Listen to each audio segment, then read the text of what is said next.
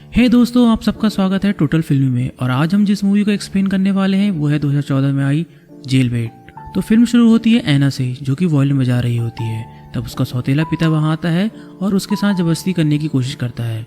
ऐना उसे लात मारती है और वो जाकर टेबल में टकराता है और उसके गले से खून आने लगता है और उसकी मौत हो जाती है। पुलिस ऐना को पकड़कर कोर्ट ले जाती है। वहाँ वो जज को बताती है ये उसने अपने डिफेंस में किया, लेकिन वहाँ मौजूद उसकी माँ कहती है कि उसका पति एक अच्छा आदमी था और कोर्ट ऐना को 4 साल की सजा सुना देती है। ऐना को और कैदियों के साथ जेल ले आया जाता है और उन्हें पानी से साफ करके जेल की यूनिफॉर्म दे दी जाती है।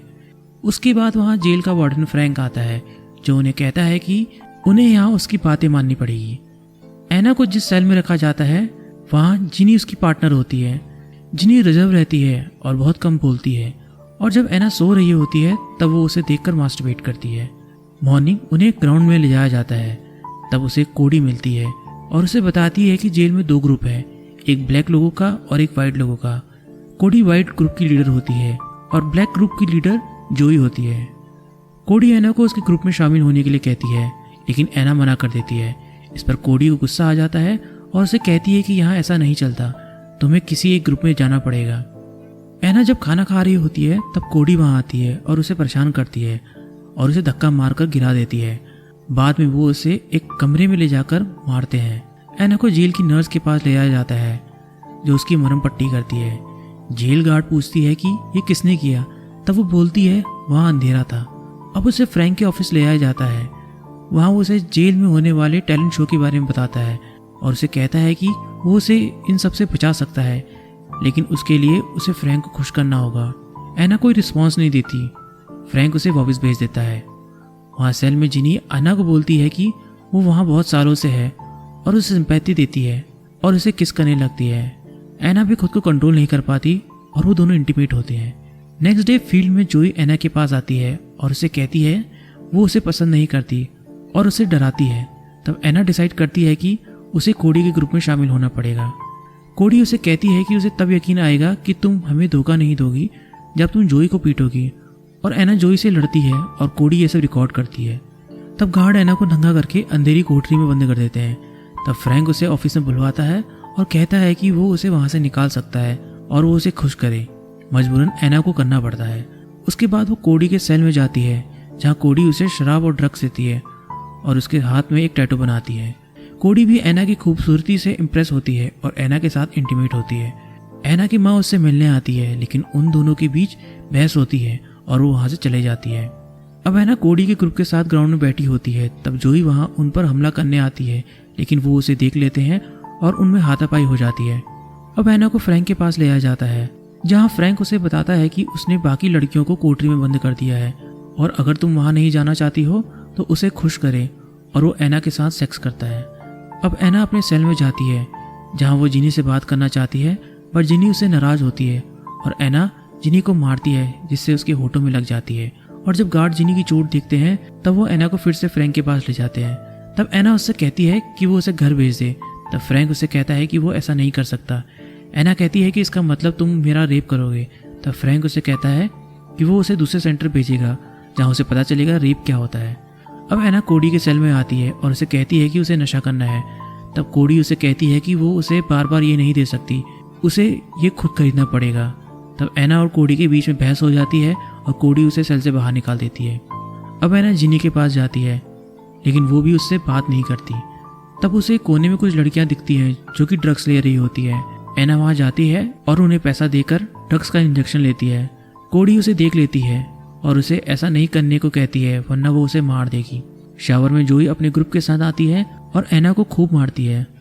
अब ऐना बार बार ड्रग्स लेने जाती है और अपने हाथ में डेड लिख लेती है। ऐना नशे में जोई के पास जाती है और उसे मारती है और जेल में अफरा तफरी मच जाती है। तब गार्ड ऐना को फिर से कोठरी में बंद कर देते हैं। वहाँ फ्रैंक आता है और उसे फिर अपने साथ ले जाता है।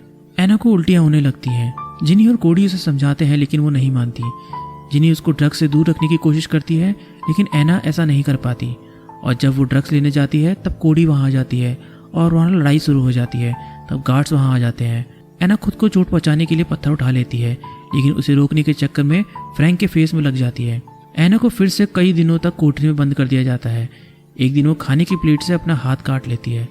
गार्ड उसे देखता है और उसे डॉक्टर के पास ले जाता है और उसे उन प्रिजनर्स के साथ रखा जाता है जो ड्रग्स एडिक्ट होते हैं। अब नर्स उसे पूछती है क्या वो किसी से मिलना चाहेगी।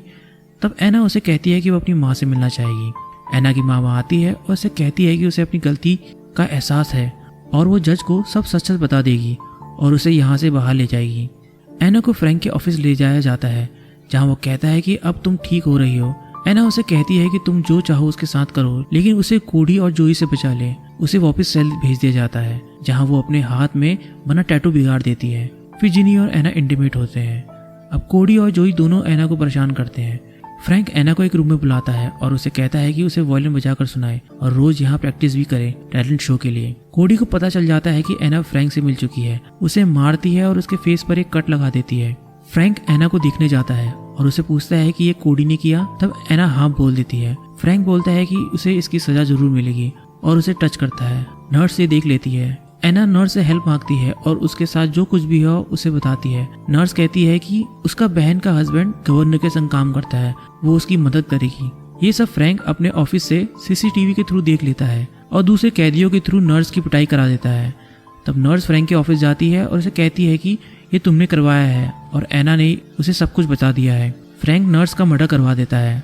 अब टैलेंट शो में एना वायलिन बजाती है जो सबको पसंद आता है। शो के बाद फ्रैंक वहाँ आता है और एना से बोलता है कि उसने आज तक ऐसी परफॉर्मेंस नहीं देखी और उसने उससे इम्प्रेस होकर इंटरनल पेरोल कमेटी से उसके लिए सिफारिश की है, लेकिन इसके बदले में उसके साथ इंटीमेट होना चाहता है और एना उसके कहने पर ऐसा ही करती है। पेरोल वाली बात वो जिनी को बताती है। इस पर जिनी कहती है कि वो फ्रैंक पर भरोसा नहीं करती क्योंकि एना के जाने से फ्रैंक को क्या फायदा।